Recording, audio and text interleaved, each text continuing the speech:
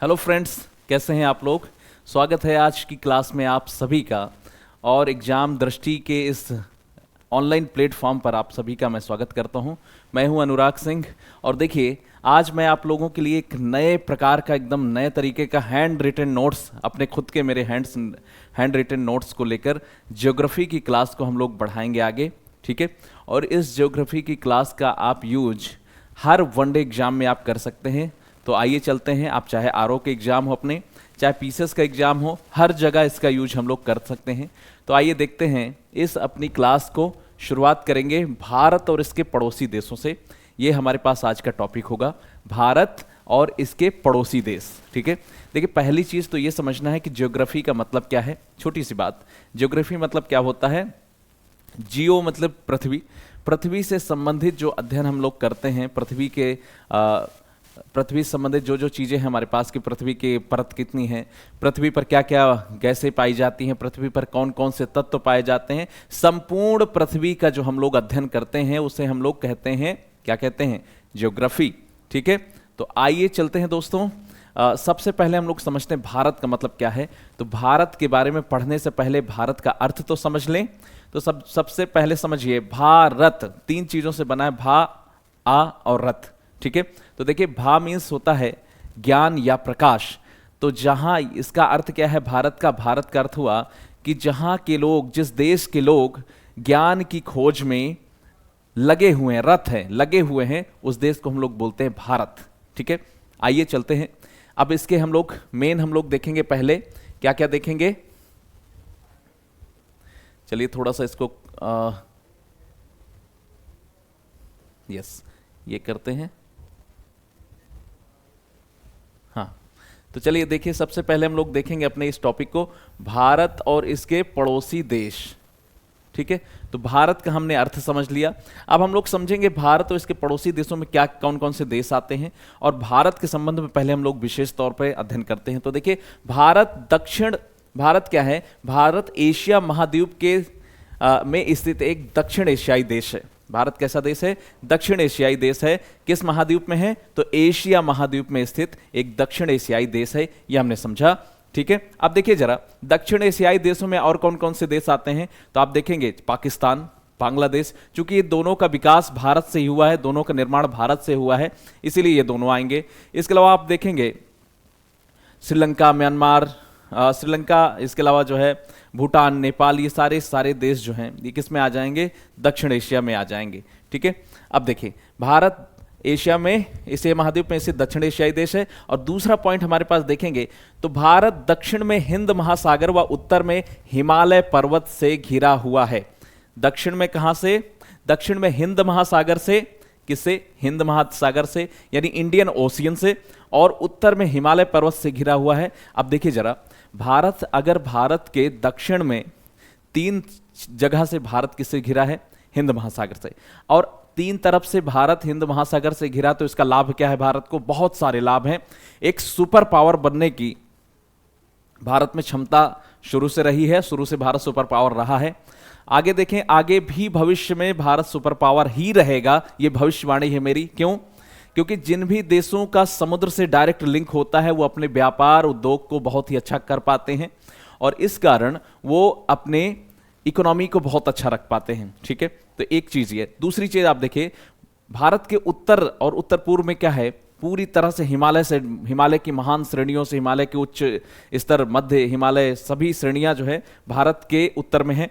अब जब भारत के उत्तर में हिमालय की सभी श्रेणियां हैं, तो साइबेरिया से आने वाली जो एकदम शीत ठंडी हवाएं हैं, उनसे भारत का होता है बचाव। और उनसे भारत का बचाव होने से क्या होता है कि भारत ठंडी से बचा रहता है, एकदम जो ठंडी, एकदम जो कोल्ड है उससे बच जाता है। तो भारत में बहुत ज़्यादा ठंडी नहीं होती, जिसके कारण फसलें नष्ट नहीं होती, जिसके कारण भारत में अच्छा खासा उत्पादन हो जाता है। और अच्छे उत्पादन होने का ही लाभ है कि भारत आज दुनिया में सबसे बड़ा उत्पादक, कई सारी चीज़ों का सबसे बड़ा उत्पादकों में से एक है। ठीक है। गेहूं, चावल, इनमें आप देखेंगे कि भारत बहुत बड़ा उत्पादक है। इसके साथ आप देखेंगे तो और भी कई सारी चीजें, जैसे केले के उत्पादन भारत दुनिया में पहले नंबर पर है, आम के उत्पादन में दुनिया में भारत पहले नंबर पर है। आइए चलते हैं, नेक्स्ट पॉइंट को हम लोग देखेंगे। जरा नेक्स्ट पॉइंट देखिए, देखिए थर्ड पॉइंट देखिए क्या कह रहा है, हिमालय से घिरे होने के कारण अति ठंडी साइबेरियन हवाएं, कौन सी हवाएं, जो साइबेरिया से आती हैं, रूस के उत्तर में साइबेरिया है, रसिया के उत्तर में साइबेरिया है, वहां से आने वाली जो एकदम शीत लहरें हैं उनसे भारत में प्रवेश नहीं कर पाती हैं, जिससे भारत का सामान्य तापमान कैसा, सामान्य उच्च बना रहता है। सामान्य तापमान, सामान्यतः क्या है, तापमान जो है उच्च बना रहता है, बहुत ज्यादा ठंड नहीं होती यहां, और इसके कारण क्या होता है, और भारत तमाम प्रकार की फसलों के उत्पादन में सक्षम हो पाता है। ठीक है, अगर यहीं पर आप सोचिए बर्फबारी बहुत ज्यादा होने लगे तो, और बहुत ज्यादा कोल्ड होने लगे तो हम लोग बहुत ही अच्छा का फसल उत्पादन नहीं कर पाएंगे। आइए नेक्स्ट पॉइंट देखिए, नेक्स्ट पॉइंट आपके लिए है, देखिए भारत के विस्तार के बारे में थोड़ा सा जान लेते हैं। क्या इसको थोड़ा सा और चौड़ा करें हम लोग? हाँ चलिए थोड़ा सा इसको और चौड़ा करते हैं। ये देखिए, हाँ, अक्षांशीय विस्तार की दृष्टि से भारत उत्तरी गोलार्ध में तथा देशांतरी विस्तार की दृष्टि से पूर्वी गोलार्ध में भारत स्थित है। अगर हम अक्षांशीय विस्तार की दृष्टि से बात करते हैं तो भारत किस में है, उत्तरी गोलार्ध में है। अक्षांशीय दृष्टि से भारत उत्तरी गोलार्ध में है। और देशांतरी विस्तार की बात करेंगे, देशांतरी विस्तार का मतलब है कि जब आप क्षैतिज रूप से देखते हैं तो देशांतरी विस्तार होता है की दृष्टि से भारत किस में है, पूर्वी गोलार्ध में है। नेक्स्ट पॉइंट, भारत विश्व में क्षेत्रफल एरिया की दृष्टि से 7वां सबसे बड़ा देश है, हम सभी जानते हैं। एरिया की दृष्टि से भारत कौन से नंबर पर है दुनिया में, 7वां दुनिया का सबसे बड़ा देश है। अब देखिए 7वां सबसे बड़ा देश है, अब 7वां सबसे बड़ा देश है, इसका मतलब है भारत के पास दुनिया की टोटल जो लैंड है उसका 2.8% उसका टोटल हमारे पास लैंड है, हम लोग ओन करते हैं। तो देखिए भारत जो है क्षेत्रफल में 7वां सबसे बड़ा देश है, 7वां सबसे बड़ा देश है भारत। तो हमसे 6 बड़े देश और कौन कौन से ये भी जान लीजिए, क्योंकि कई बार आपको क्रम सजाने को आ जाता है कि कौन कौन से देश भारत से बड़े देश हैं। तो देखिए रूस सबसे बड़ा दुनिया में देश है, दूसरे नंबर पर कनाडा है, ये क्रम भी याद रखेंगे, पहले पर रूस, दूसरे पर कनाडा, तीसरे पर अमेरिका, चौथे पर चाइना, 5वें पर ब्राजील और 6ठे पर जो है ऑस्ट्रेलिया है। ठीक है, 6 पर ऑस्ट्रेलिया है और 7वें पर हम लोग हैं ही। तथा जनसंख्या की दृष्टि से पहला स्थान भारत का है। जनसंख्या की दृष्टि से आप देखेंगे चीन दूसरे नंबर पर हो गया है, भारत पहले पर है। लेकिन पहले क्या था, पहले चाइना पहले नंबर पर होता था, हम लोग सेकंड नंबर पर होते थे। आज वो क्रम बदल चुका है और आज हम जनसंख्या के मामले में पहले नंबर पर हैं। अगर पहले नंबर पर हैं तो हमारी जनसंख्या दुनिया की टोटल जनसंख्या की कितनी है, तो वो 17% के आसपास है, 70% के आसपास है। जब हम बात करते हैं ये, तो हम लोग डाटा यूज करते हैं 2011 की जनगणना का, क्योंकि आप जानते हैं नई जनगणना अभी तक हमारी हुई नहीं है, नए सेंसस हमारा हुआ नहीं है। और जब नया सेंसस हुआ नहीं है तो हमें डाटा जो यूज करना होगा पुराना ही यूज करना होगा। ठीक है, आइए देखते हैं, आगे बढ़ते हैं थोड़ा सा और। ये देखिए वर्तमान में, आप देखिए वर्तमान में भारत में कितने 28 राज्य और 8 संघ राज्य क्षेत्र हैं, जिन्हें हम बोलते हैं UT. UT means union territories, union territories जिनका मतलब है संघ राज्य क्षेत्र। कितने हैं भारत में, 8 संघ राज्य क्षेत्र और 28 राज्य हैं। ठीक है, ये 8 संघ राज्य क्षेत्र में कौन कौन से हैं तो बताइए जरा। तो सबसे पहले देखिए नया सबसे बना हुआ कौन सा है, नया बना हुआ जम्मू कश्मीर और लद्दाख, ये 2 अलग कर दिए गए, पहले एक स्टेट था। दूसरी चीज आप देखिए जम्मू कश्मीर 2 अलग हो गए, 2 हो गए। इसके अलावा आप देखेंगे चंडीगढ़ हो गया, दिल्ली हो गया, पुडुचेरी हो गया, अंडमान निकोबार द्वीप हो गया। ठीक है, इसके अलावा आप और देखें तो आप जानते हैं दमन और द्वीप को मिलाकर एक कर दिया गया है, दमन और द्वीप, दमन द्वीप और जो हमारे पास ये हो गया। इसके अलावा जो है और हमारे पास 8वां कौन सा बचा, जरा कमेंट करके बताएं, 8वां कौन सा बच रहा है, एक कमेंट करके बताइए। ठीक है, आगे चलिए। तो देखिए नेक्स्ट पॉइंट देखिए, भारत का कुल क्षेत्रफल कितना है, ये आपको कई बार एग्जाम में, यहां पर कई बार एग्जाम में आपसे इस जो हमारे पास ये डाटा है इसका डायरेक्ट आपसे पूछ लेता है। तो ध्यान रखना है, भारत की जो क्षेत्रफल, टोटल क्षेत्रफल है भारत का, वो 32,87,263 वर्ग किलोमीटर है। कितना, 32,87,263 वर्ग किलोमीटर का क्षेत्र भारत के पास है, और इस 32,87,263 वर्ग किलोमीटर क्षेत्र को हम दुनिया के कुल क्षेत्रफल में देखते हैं तो 2.8% बनता है, 2.8%। चलिए आगे जो विश्व, अच्छा 2.4%, सॉरी 2.4%, ये देखिए 2.4% टोटल वर्ल्ड के जितना भी हमारे पास क्षेत्रफल है उसमें देखेंगे इतना बनता है। नेक्स्ट पॉइंट देखिए, भारत में संपूर्ण विश्व की 17.5% से अधिक जनसंख्या निवास करती है, ठीक है, जो कि 2011 की जनगणना के अनुसार है ये। क्योंकि हम लोग इसको क्यों यूज कर रहे हैं 2011, जबकि अभी तो आप देखेंगे तो भारत की जनसंख्या इससे कहीं ज्यादा हो चुकी है, भारत की जनसंख्या 17.5% से कहीं ज्यादा हो चुकी है, लेकिन हमारे पास डाटा 2011 की जनगणना का ही है, इसीलिए हम लोग जब नया डाटा आएगा तब देखेंगे, अभी हम लोग इसी का यूज करेंगे। नेक्स्ट पॉइंट देखिए, नेक्स्ट पॉइंट है भारत की मुख्य भूमि का विस्तार उत्तर से दक्षिण तक कितना है।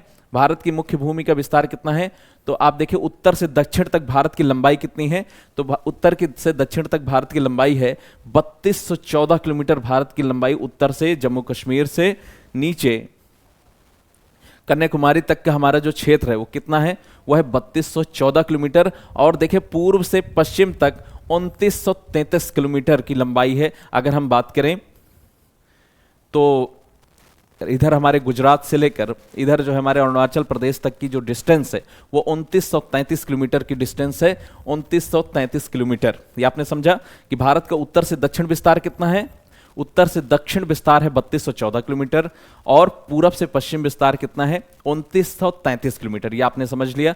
चलिए नेक्स्ट पॉइंट देखते हैं। नेक्स्ट पॉइंट क्या है हमारे पास दोस्तों, देखिए यह है नेक्स्ट पॉइंट, भारत के कुल क्षेत्रफल कितना था 32,87,263 वर्ग किलोमीटर। ये अपने दिमाग में बिठा लीजिए। क्यों बिठा लीजिए, इसलिए क्योंकि अगर आपको ये याद नहीं है तो कई बार डायरेक्ट प्रश्न पूछने पर आपसे ये मिस हो जाएगा और आप एक नंबर से पीछे हो जाएंगे अन्य लोगों से।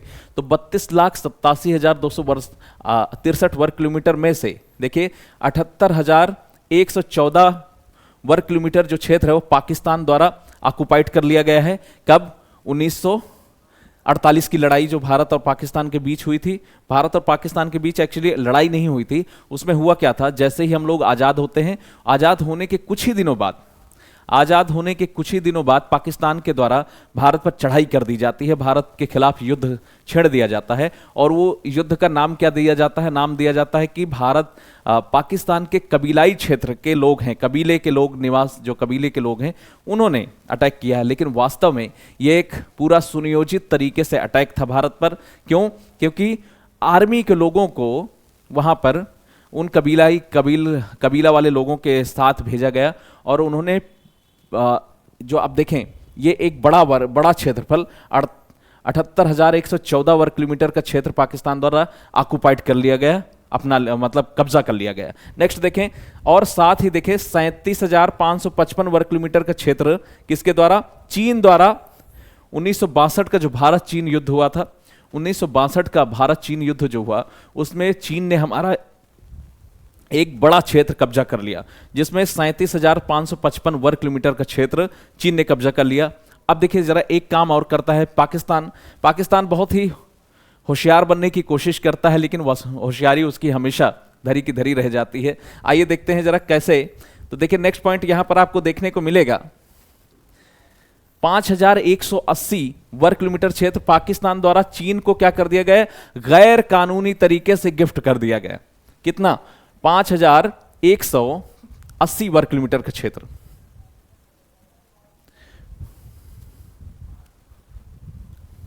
हम्म 5,180 वर्ग किलोमीटर का क्षेत्र पाकिस्तान द्वारा चीन को गैर कानूनी ढंग से क्या किया गया, गैर कानूनी ढंग से गिफ्ट कर दिया गया। और क्षेत्रफल और इतना चाइना उस पर अभी भी कब्जा करके रखा है। तो आप देख रहे हैं कितना हमारे एक बहुत बड़ा पार्ट चाइना और पाकिस्तान द्वारा कब्जा करके रखा गया है। हमें उसको बहुत ही जल्दी छुड़वाना पड़ेगा, और वो छुड़वाने के लिए भारत सरकार और अन्य जो भी हमारे डिप्लोमेट्स हैं वो अपने अपने स्तर पर काम कर रहे हैं। देखिए मुझे तो उम्मीद है बहुत ही जल्दी हम जरूर अपने क्षेत्र पर वापस कब्जा कर पाएंगे। नेक्स्ट देखेंगे दूसरी बात, 2011 की जनगणना के अनुसार भारत में गांवों की, ध्यान रखेंगे जरा इसको थोड़ा सही करते हैं क्योंकि इधर कट रहा है थोड़ा सा, चलिए थोड़ा सा इसको करते हैं सही, हाँ ठीक है, देखिए अब सही हुआ। देखिए तो 2011 की जनगणना के अनुसार आप देखेंगे भारत में जो गांवों की कुल संख्या है वो कितनी थी, आपसे ये भी पूछता है कि गांवों की कुल संख्या कितनी थी, तो 6 लाख से ज्यादा हमारे यहाँ गांव थे। तो 6,40,932 गांव हमारे यहाँ 2011 की जनगणना के अनुसार हमने देखा है। तीसरा महत्वपूर्ण बात हमारे पास इस पॉइंट यहां पर है, भारत का अक्षांशीय विस्तार 8 डिग्री 4 मिनट, ये जो ऐसे लिखा होता है ऐसे 8 डिग्री 4 मिनट ऐसे बोलते हैं, अगर सेकंड कुछ लिखना होता है तो उसमें 2 कर देते हैं, ठीक है। तो 8 डिग्री 4 मिनट से लेकर से 37 डिग्री 6 मिनट तक है किसका, भारत का अक्षांशीय विस्तार। अक्षांशीय विस्तार मतलब अक्षांश, आप नीचे से ऊपर की ओर जो देखते हैं भारत को, वो जो है अक्षांशीय विस्तार है, और पूर्व से पश्चिम, दक्षिण उत्तर से दक्षिण ये अक्षांशीय विस्तार होता है, और पूरब से पश्चिम ये देशांतरी विस्तार होता है। समझ पा रहे हैं आप?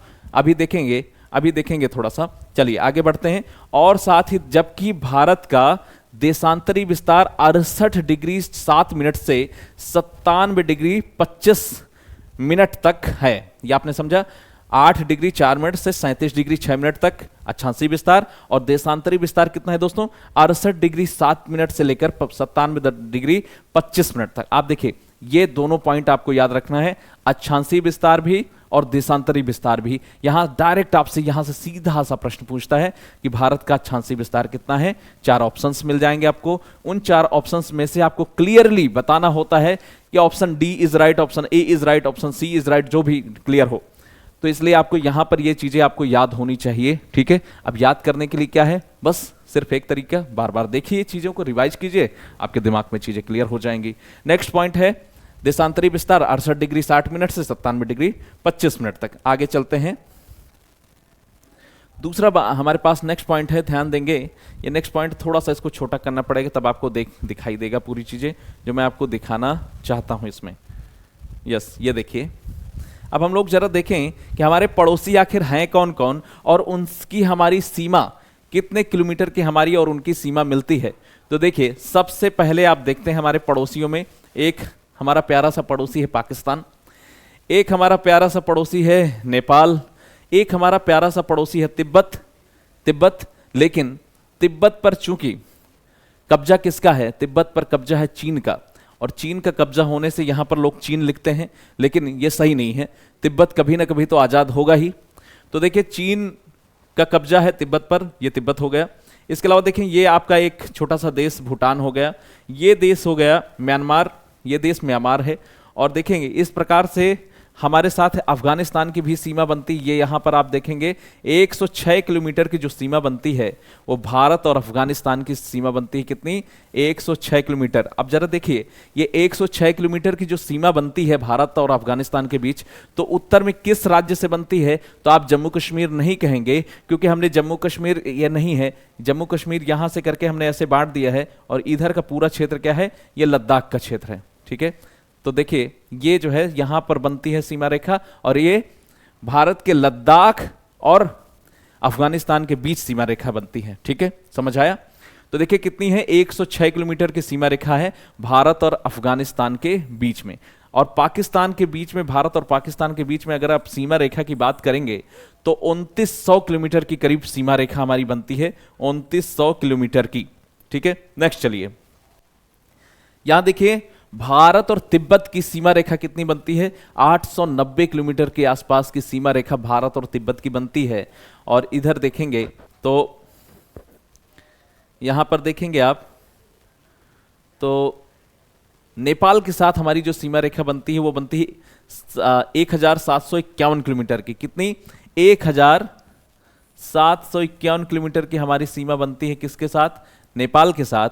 और आप जानते हैं कि नेपाल के लिए हमारे पास, हमें वीजा की जरूरत नहीं होती है, हमारे बीच एग्रीमेंट्स हैं, और उसके कारण ही भारत और नेपाल के बीच किसी प्रकार के वीजा की जरूरत नहीं है, बस हमें पासपोर्ट रखना होता है, ठीक है। नेक्स्ट चलिए, आप जानते होंगे कि तिब्बत की राजधानी क्या है, शायद आपको पता ही नहीं हो, क्योंकि चाइना ने इतना कब्जा करके इस क्षेत्र को रखा है कि हमें उस चीज के बारे में मालूमात नहीं है। तो ध्यान रखेंगे, तिब्बत की राजधानी का नाम है ल्हासा। क्या नाम है? ल्हासा। ठीक है, ये हो जाता है। अब देखिए, तिब्बत पर क्या किया चीन ने? 23 मई 1951 को चीन ने इस पर चौकियां बनाना शुरू किया, और 1959 को चीन ने पूरी तरह से तिब्बत पर कब्जा कर लिया। ठीक है, और उसके बाद ही भारत के द्वारा कुछ जो है विवाद किए जाने पर चाइना ने अचानक 1962 पर भारत पर अटैक कर दिया। भारत में प्रधानमंत्री नेहरू जी ऐसा सोचते थे कि चाइना और भारत दो बहुत ही प्रिय, बहुत ही अच्छे मित्र हैं, और इनके बीच कभी किसी भी बात को लेकर कभी समस्याएं नहीं होंगी। लेकिन नेहरू जी की सोच को गलत बताते हुए चाइना ने अटैक कर दिया भारत पर 62 में, ठंडी के समय, और अचानक 1 महीने की वॉर करने के बाद, हमारे काफी लोगों को क्षति पहुंचाने के बाद, अपने आप उसने सीज फायर भी कर दिया, और जहां तक कब्जा करके रखा था क्षेत्र को, उसको कब्जा करके रखा। ठीक, अपनी तरफ से ही युद्ध का विराम किया उसने। और साथ ही आप देखेंगे कि भारत में उस समय बहुत सारे वीर, हमारे सपूत जो है, हमारे वीर शहीद हो गए थे। लेकिन अपनी पावर का, अपने शक्ति का लोहा मनवाने के बाद, आप सर्च करके देखिए, मेजर शैतान सिंह का नाम देखिए। मेजर शैतान सिंह ने 60-70 लोगों को ऐसे ही मार दिया था। केवल किससे? 60-70 लोगों को चाकुओं से मार दिया, चाइनीज को। आप देखेंगे उसका बदला 1962 के युद्ध का बदला हमने 1967 में लिया, जब भारत और चाइना के बीच एक झड़प होती है। तो भारत ने उसमें बहुत करारा जवाब दिया, लेकिन उस युद्ध के बारे में बहुत ज्यादा चीजें लोगों को पता नहीं है। आप सर्च करके देखिए, भारत चाइना वॉर 1967, तो आपको पता चलेगा हमने चाइनीज को बहुत ज्यादा नुकसान पहुंचाया था 1967 के युद्ध में। आइए देखते हैं आगे। ये छोटा सा देश हमारे पास है जो भारत के संरक्षण में ही रहता है। भारत ही से, दुनिया से इसका बहुत ज्यादा वास्ता नहीं है, किसी भी देश के साथ इसका प्रॉपर टाइज नहीं है। ये भारत के संरक्षण में रहता है। और साथ ही इस देश को हम लोग क्या बोलते हैं? भूटान बोलते हैं, जिसकी राजधानी क्या है? थिम्फू है। तो देखिए, इसके साथ 699 किलोमीटर की सीमा रेखा हमारी बनती है। और नेपाल की राजधानी काठमांडू है। और आप जानते हैं, नेपाल माँ सीता का निवास स्थान था, माँ सीता का घर था नेपाल, और जनकपुर वहीं पर है। और भारत और नेपाल के बीच रिश्ते कैसे हैं? रोटी और बेटी वाले रिश्ते हैं, क्योंकि हमारे यहाँ से हम उनके साथ खाना भी खा सकते हैं, उनके यहाँ शादियां भी करते हैं। सो हमारे और नेपाल के बीच रोटी बेटी के संबंध है। आगे देखेंगे, ये यहाँ पर आप देखिए एक कृत्रिम बनाया गया देश है, जिसको हम लोग क्या बोलते हैं? बांग्लादेश। और देखेंगे, जब 1947 में भारत आजाद हुआ, 1947 में भारत आजाद हुआ, तो भारत के दो टुकड़े हुए, एक पाकिस्तान के रूप में और एक भारत के रूप में। आगे देखें तो पाकिस्तान के रूप में 2 टुकड़े हुए थे, पाकिस्तान के रूप में भी 2 टुकड़े, एक था पूर्वी पाकिस्तान और एक था पश्चिमी पाकिस्तान। पूर्वी पाकिस्तान को 1971 में नया देश का नाम दिया गया और नया देश बना। पाकिस्तान के खुद के पाकिस्तानी आर्मी यहां पर बहुत नरसंहार किया। उस नरसंहार के कारण 1971 का युद्ध हुआ, और उस युद्ध में भारत ने पाकिस्तान के 93,000 सैनिकों को बंदी बनाया। कितने? 93,000 सैनिकों को बंदी बनाया। और उसी का परिणाम हुआ कि पाकिस्तान ने सरेंडर किया, और सरेंडर करने के बाद भारत ने एक नया देश की गणना कर दी, एक नए देश की रचना कर दी, और वो देश बंगालियों का, बंगाली बोलने वाले लोगों का देश बांग्लादेश कहलाया। आपके सामने है। और इसी के साथ भारत की सबसे बड़ी सीमा रेखा लगी है, 4096 किलोमीटर की सीमा रेखा। ठीक है, चलिए आगे चलते हैं। एक देश हमारे पास और बचता है, ये आपके लिए, ये देखिए, ये हमारे पास एक बगल में हमारे पास देश है, और इस देश को हम लोग बोलते हैं म्यांमार। पहले अंग्रेजों के समय इसे हम लोग बोलते थे बर्मा, लेकिन इसका नाम इन्होंने अपने आप चेंज कर लिया और इन्होंने म्यांमार कर लिया नाम। और इस म्यांमार के साथ भारत की 1443 किलोमीटर की सीमा रेखा बनती है। और इस 1443 किलोमीटर की सीमा रेखा में ही हमारे नॉर्थ ईस्ट के कई सारे राज्य आते हैं, जैसे आप देखेंगे नागालैंड, जैसे आप देखेंगे मणिपुर, इसके अलावा मिजोरम। ये तीनों राज्य इसी से सीमा रेखा बनाते हैं। ठीक है, आइए चलते हैं, थोड़ा सा और आगे चीजों को जानते हैं। और आपने अगर देखा हो फिल्म उड़ी द सर्जिकल स्ट्राइक, तो उसमें जो फिल्म की शुरुआत होती है वो यहीं पर, यहीं म्यांमार और भारत की सीमा रेखा पर अटैक के थ्रू फिल्म की शुरुआत होती है, जो यहाँ पर बहुत सारे विद्रोही ग्रुप हैं उनके ऊपर भारत सरकार के जो हमारे सेना है वो अटैक करती है। यहाँ से फिल्म की शुरुआत होती है। तो देखिए भारत और म्यांमार के बीच, अब देखेंगे भारत और म्यांमार के बीच यहाँ पर एक नदी बहती है जिसे हम लोग क्या बोलते हैं, इरावदी नदी। इरावदी नदी, और इरावदी नदी भारत और म्यांमार के बीच प्राकृतिक सीमा रेखा का काम करती है। और आप जानते हैं इरावदी किस लिए फेमस है, तो इरावदी नदी अपने डॉल्फिन्स के लिए फेमस है। ठीक है, डॉल्फिन्स के लिए अपनी फेमस है। जैसे हमारे यहाँ गंगा नदी, गंगा माँ हमारी फेमस है डॉल्फिन के संरक्षण के लिए, डॉल्फिन के लिए, वैसे ही भारत और म्यांमार सीमा पर स्थित कौन सी नदी, इरावदी नदी, वो भी डॉल्फिन्स के लिए फेमस है। दोस्तों आइए चलते हैं थोड़ा सा और आगे। तो आपने यहां पर देखा अफगानिस्तान और भारत की सीमा रेखा 106 किलोमीटर की मिलती है। 2900 किलोमीटर की सीमा रेखा इधर पाकिस्तान से, 890 किलोमीटर तिब्बत से, नेपाल से मिलती है हमारी सीमा 1751 किलोमीटर की। ठीक है, और तिब्बत की राजधानी लहासा है। 23 मई 1951 को चीन द्वारा कब्जा किया गया था इधर, और भूटान के साथ 699 किलोमीटर की सीमा रेखा बनती है। ये 1951 में क्या किया गया, कब्जा पूरी तरह नहीं हुआ। 1951 में इन्होंने क्या किया था, तिब्बत में चौकियां वगैरह, आर्मी चौकियां बनाना शुरू कर दिया था। तभी लोग वहां से बहुत सारे पलायन करके आए। और आपको मैं एक चीज बताता चलूं, जो तिब्बतियों के धर्मगुरु हैं जिन्हें हम लोग बोलते हैं, उनका नाम, धर्मगुरु का नाम होता है। ठीक है, उनके पद का नाम है दलाई लामा। क्या बोलते हैं, उनका किसी का नाम नहीं होता, ये एक पद है जिसका नाम है दलाई लामा। तो तिब्बत के धर्मगुरु दलाई लामा भारत आकर आए, उसी समय भाग कर आए, और भारत ने उनको राजनयिक संरक्षण दिया। और उस राजनयिक संरक्षण का ही परिणाम है कि भारत के खिलाफ चाइना ने वॉर कर दिया। चाइना ने 1962 में भारत के खिलाफ वॉर किया, और उसमें हमें काफ़ी प्रॉब्लम हुई। ठीक है, तो आइए चलते हैं आगे और देखते हैं। एक चीज़ और समझिए कि जो दलाई लामा है वर्तमान में कहाँ रहते हैं, तो वर्तमान में वो धर्मशाला में रहते हैं, जो कि हिमाचल प्रदेश में है। आप जानते हैं धर्मशाला स्टेडियम भी काफ़ी फेमस है और काफ़ी सुंदर बना हुआ है।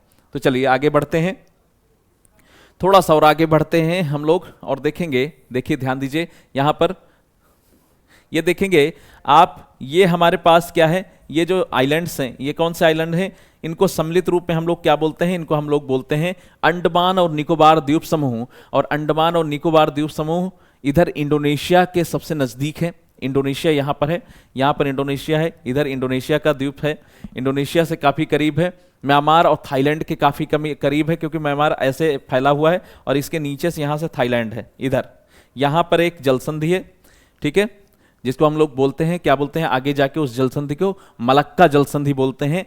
और उस मलक्का जलसंधि से ही चाइना के लिए और जापान वगैरह के लिए सारा सप्लाई का काम होता है। तो आप जानते हैं ये बहुत ही फेमस जलसंधि है, कौन सी, मलक्का जल संधि। चलिए और देखिए ये कौन सी द्वीप है, तो अंडमान निकोबार द्वीप समूह हो गया। आगे देखेंगे, ध्यान दीजिए, यहां पर ये हो जाता है अपना श्रीलंका। ठीक है, ये हो जाता है श्रीलंका। और श्रीलंका को पहले अंग्रेजों के समय क्या बोला जाता था, सिलोन बोला जाता था। लेकिन श्रीलंका के जो लोग हैं उन्होंने निश्चित किया कि हमारा जो पहले से नाम है उसी नाम को हम कंटिन्यू करेंगे। और 1972 में उन्होंने पहले लंका अपना नाम किया, और फिर सम्मान सूचक एक शब्द 1978 में उसमें जोड़ दिया, क्या कर दिया, श्रीलंका कर दिया। ठीक है, श्रीलंका के फाइनली जो नामकरण होता है 1978 में होता है। पहले इसको हम लोग, अंग्रेज अपने हिसाब से इसको बोलते थे, सिलोन बोलने लगे थे। ठीक है, चलिए आगे बढ़ते हैं और देखिए, ये आपने देखा, आगे थोड़ा सा और बढ़ेंगे हम लोग। यस, देखिए ध्यान दीजिए, मैकमोहन रेखा भारत और तिब्बत के बीच, क्योंकि भारत में जब अंग्रेज शासन कर रहे थे तो भारत में अंग्रेजों और तिब्बतियों के बीच एक समझौता हुआ था। कब, 1938 में।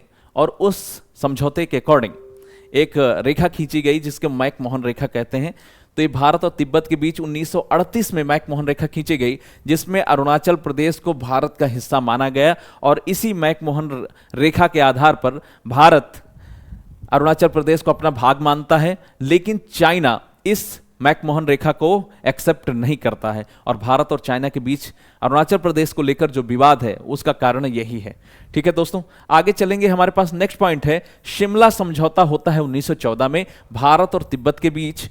ठीक है, भारत और तिब्बत के बीच होता है शिमला समझौता, और इस अंग्रेज यहां पर उस समय शासन कर रहे थे, और इस शिमला समझौते के आधार पर तिब्बत के कुछ पार्ट हमारे माने गए। आगे देखेंगे नेक्स्ट पॉइंट, भारत के किन किन राज्यों से कर्क रेखा गुजरती है। ये आप 100% मानिए, इतना इंपॉर्टेंट प्रश्न बनता है, हर एग्जाम में बनता है। तो जरा मुझे बताएं कि भारत के किन किन राज्यों से कर्क रेखा, जिसे जो क्या होती है 23.5 डिग्री नॉर्थ होती है, 23.5 डिग्री नॉर्थ रेखा को हम लोग बोलते हैं कर्क रेखा, कितने राज्यों से होकर गुजरती है।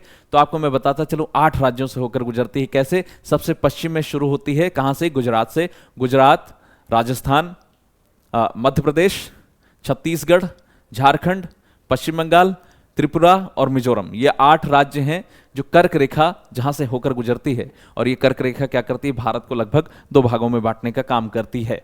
ठीक है दोस्तों, चलिए नेक्स्ट पॉइंट देखिए, यहां मैंने ये आपको डिस्क्राइब कर दिया है। आगे चलेंगे, नेक्स्ट पॉइंट हमारे पास देखिए, ध्यान दीजिए। देखिए भारत की भू सीमा कितनी है? भारत की जो भूमि की सीमा है टोटल, वो कितनी है? वो है 15,106.7 किलोमीटर। भारत की भूमि की सीमा टोटल कितनी है? 15,000। इन सारे देशों से जब हम भूमि से सीमा साझा करने वाला डिस्टेंस निकालते हैं तो 15,106.7 किलोमीटर का डिस्टेंस निकलता है टोटल। और द्वीपों सहित जो तटरेखा की हमारी, द्वीपों सहित जो हमारे पास आइलैंड्स हैं, उन आइलैंड सहित जो भारत में, उन आइलैंड सहित जो तटरेखा की लंबाई है वो कितनी है? 7,516.6 किलोमीटर की लंबाई निकलती है भारत की तटरेखा की लंबाई। यानी भारत की कोस्टल लेंथ कितनी है? भारत की कोस्टल लेंथ है 7,516.6 किलोमीटर। ये दोनों चीजें आपको याद रखना है, बहुत इंपॉर्टेंट है, बहुत इंपॉर्टेंट है। ये दोनों चीजें आपको याद रखनी है, कितनी हमारी भू सीमा की लंबाई है, हमारी लैंड की कितनी लंबाई है टोटल, और हमारी कोस्टल एरियाज कितनी है, ये आपने समझ लिया है। नेक्स्ट पॉइंट देखिए, भारत की सबसे लंबी स्थलीय सीमा बांग्लादेश के साथ, जबकि सबसे छोटी स्थलीय सीमा अफगानिस्तान के साथ बनती है। तो सबसे बड़ी सीमा कितनी है? बांग्लादेश के साथ बनती है, और सबसे छोटी अफगानिस्तान के साथ बनती है। अफगानिस्तान के साथ 106 किलोमीटर की, बांग्लादेश के साथ 4,096 किलोमीटर की सीमा रेखा बनती है। आप लोग जान गए हैं, ठीक है, पहले ही हमने देख लिया है। तो ये 2 पॉइंट आपको याद रखना है यहां से। और जल्दी से एक चीज बताते रहें, क्लास आपको कैसी लग रही है। अगर आपको क्लास सही लग रही है, अच्छी समझ आ रही है, तो हम लोग इस क्लास को कंटिन्यू करेंगे। लेकिन एक चीज मैं आपको छोटे से बात कहना चाहता हूं, आरओ तो हम लोग कर रहे हैं, करते ही रहेंगे, लेकिन हम लोग पीसीएस, उत्तर प्रदेश जो पीसीएस है अपना, उस उत्तर प्रदेश पीसीएस के एग्जाम को लेकर क्रैश कोर्स लाएंगे। ठीक है, तो आप लोग इस आरओ को आप पढ़िए, ऐसे ही समझिए, सीखिए। और जब यूपी पीसीएस के लिए फॉर्म हम लोग आएगा, उससे पहले हम लोग क्रैश कोर्स शुरू करेंगे और उस पे हम लोग अच्छा करेंगे। तो जल्दी से एक बार सभी लोग वीडियो को लाइक कर देंगे। आइए चलते हैं नेक्स्ट पॉइंट पर। तो देखिए, भारत बांग्लादेश के साथ सबसे लंबी सीमा पश्चिम बंगाल राज्य के साथ है। तो भारत और बांग्लादेश के बीच जो कौन सा राज्य है जिसके साथ सबसे ज्यादा लंबी सीमा है? तो चूंकि देखिए, आप पूरब में पश्चिम में देखेंगे तो पश्चिम बंगाल पूरे में जो है ऊपर, नीचे से ऊपर तक बांग्लादेश के साथ सीमा साझा करता है। इसलिए सबसे बड़ा सीमा साझा करने वाले राज्य जो हो जाएगा बांग्लादेश के साथ, वो हो जाएगा पश्चिम बंगाल। जबकि भारत म्यांमार के साथ सबसे लंबी सीमा रेखा अरुणाचल प्रदेश साझा करता है।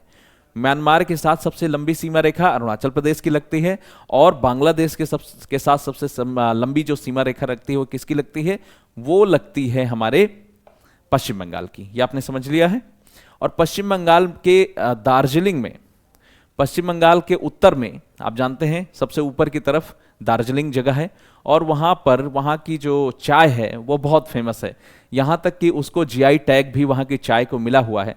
GI tag means geographical indication tag, और उसका मतलब है कि वो चीज वहां ही प्राप्त होती है, वहां ही पैदा हो सकती है उस क्वालिटी के साथ, और कहीं पैदा नहीं होती। तो इस तरह के फसलों को, इस तरह की चीजों को हम लोग जीआई टैग देते हैं। चलिए आगे चलते हैं दोस्तों। नेक्स्ट पॉइंट हमारे पास होगा, नेक्स्ट पॉइंट है, देखिए यहां पर कुछ बहुत ही इंपॉर्टेंट चीजें हैं, इनको ध्यान से पढ़ेंगे तो देखिए क्या है हमारे पास नेक्स्ट पॉइंट। यहां पर देखिए भारत पाकिस्तान के बीच सीमा रेखा जो है उसका क्या नाम है। भारत पाकिस्तान के बीच जो सीमा रेखा है, उस सीमा रेखा को हम लोग क्या नाम देते हैं? तो इस सीमा रेखा को हम लोग नाम देते हैं रेड क्लिफ लाइन। क्या बोलते हैं? भारत पाकिस्तान के बीच जो सीमा रेखा है रेड क्लिफ लाइन बोलते हैं। और आप देखेंगे कि इस रेड क्लिफ लाइन को हमने 1947 में, 1947 में एक व्यक्ति हैं जिनका नाम है सिरिल रेडक्लिफ, सिरिल रेडक्लिफ, उन्होंने इस लाइन को खींचा था। इस लाइन को डिसाइड करने का काम सिरिल रेडक्लिफ ने किया था, जो कि एक ब्रिटेन के थे, व्यक्ति थे।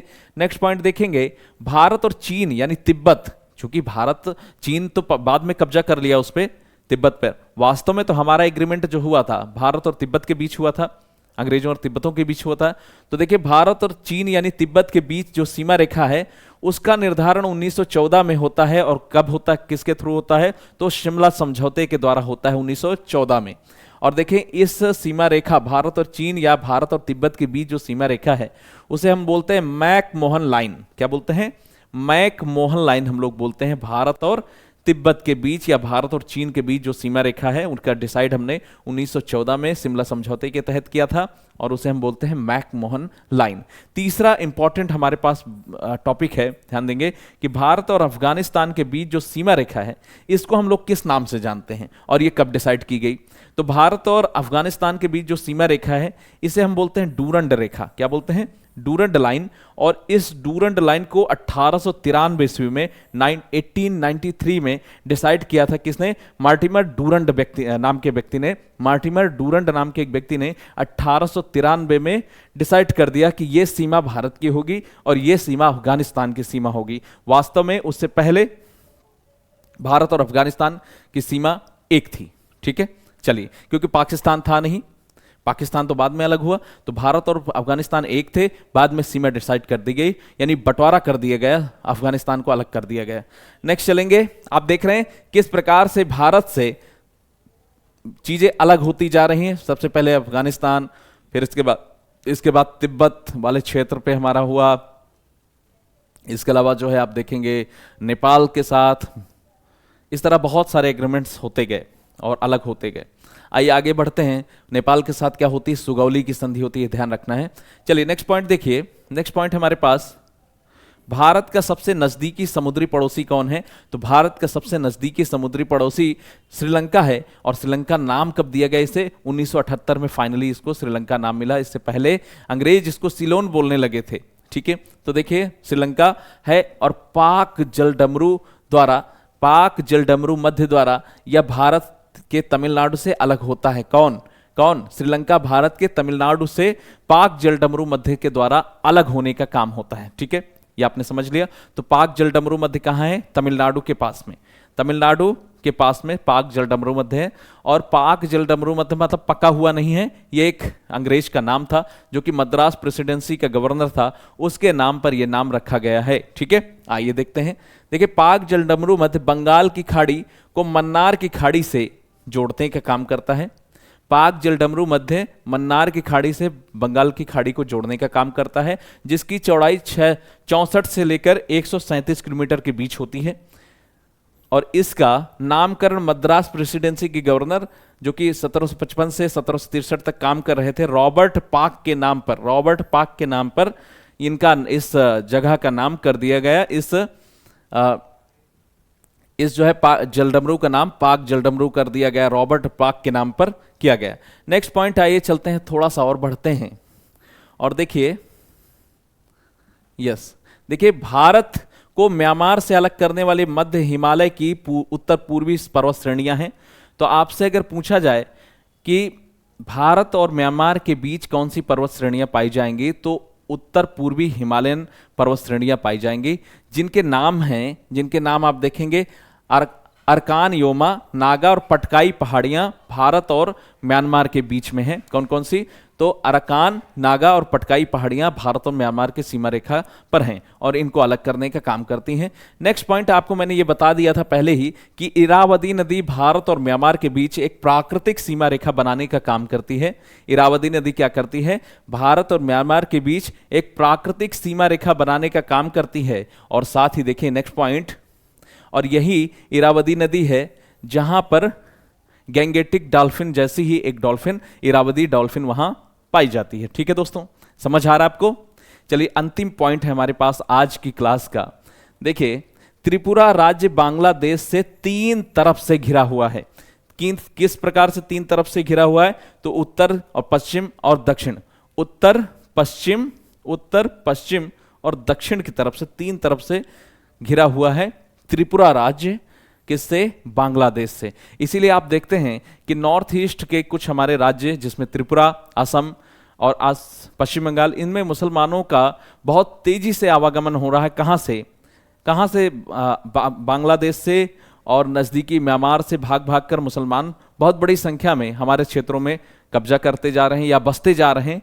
उसके कारण ही कई बार आप देखने को आपको मिलता है कि यहाँ पर जो डेमोग्राफिक डिविडेंड है, जो यहाँ पर लोगों का अनुपात है जनसंख्या का, वो बदलता जा रहा है। ठीक है, तो उसके पीछे कारण यही 3 जगह से घिरा हुआ है और उधर जो है म्यांमार से जुड़ा हुआ है, तो तेजी से लोग आते जाते हैं। त्रिपुरा ही नहीं, त्रिपुरा के अलावा भी आप देखेंगे मणिपुर हो गया, असम हो गया, पश्चिम बंगाल हो गया। ठीक है, तो इस तरह से यह हमारी एक अंतर्राष्ट्रीय सीमा है बांग्लादेश के साथ त्रिपुरा की, जो 3 तरफ से त्रिपुरा को घेर रखा है। तो ये हमारे आज की क्लास हो जाती है। मुझे बताएंगे कैसी लगी आपको क्लास, और अगर आपको कुछ भी नया सीखने को इस क्लास से मिला हो तो वीडियो को लाइक कर दीजिए। थैंक यू सो मच, अपना ध्यान रखें। ठीक है, जय हिंद।